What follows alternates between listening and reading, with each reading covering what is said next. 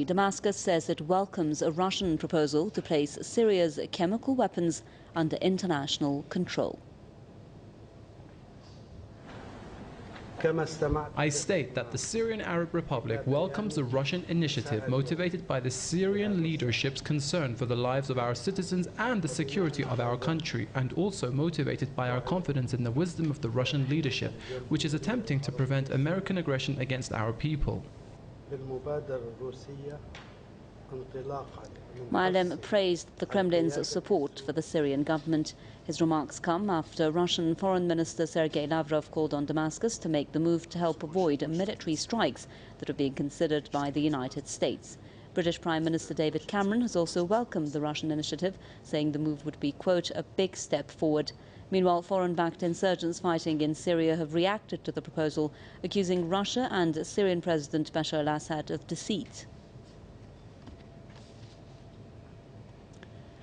Mark Glenn, co-founder of the Crescent and Cross Solidarity Movement, is with us now live from Court Lane. Mr. McGlenn, thank you so much for being with us. Now, we were just before this, a short while ago, listening to the Deputy U.S. National Security Advisor, and he was asked by a reporter whether this was initially an idea that was supported and even given out by the United States. I mean, we did see John Kerry in Britain responding to a question, and he was saying that Russia can avoid military action if it gives up its entire stockpile of chemical weapons. And he said obviously it wouldn't do that. But now Syria has come out and said that actually it welcomes the idea that Russia urged it to do. So do you think that the United States wasn't expecting this?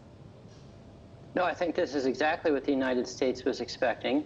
And we cannot rule out the possibility that the G20 summit that recently took place, that this was the agreement that Barack Obama and Russian President Putin arrived at while they were there in order to avoid what could very easily become a world war. I think that the United States never intended from the beginning to launch any type of military activities against Syria. Barack Obama doesn't have to go to the Congress or to anyone else to get permission to do anything. The American presidency has become something of the equivalent of like a crime boss, where he can kill with impunity and he doesn't have to worry about any kind of backlash. So the president doesn't need to go to Congress for authorization. He doesn't need to get the approval of the American people. He doesn't need to get the approval of the UN. So if Barack Obama really wanted to do this, he would have done it. And it has been my position from the beginning that all of this is drama that is being done in order to box Benjamin Netanyahu in, so that Obama can go to Netanyahu and to say, look, baby, we tried. We did everything we could to get this done, but you know, my hands are tied.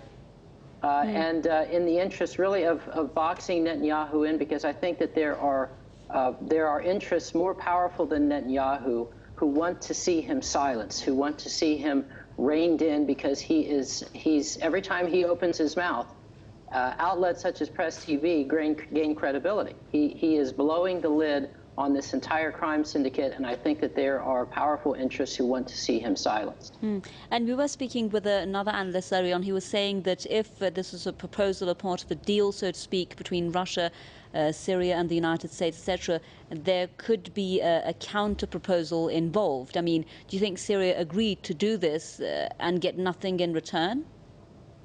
Well, Syria is getting something in return. Bashar al-Assad has come out of this smelling like a rose. He's a hero in the Arab world. Iran looks good as a result of this. Russia looks good as a result of this. Everybody except Israel comes out of this thing the winner, because war has been averted.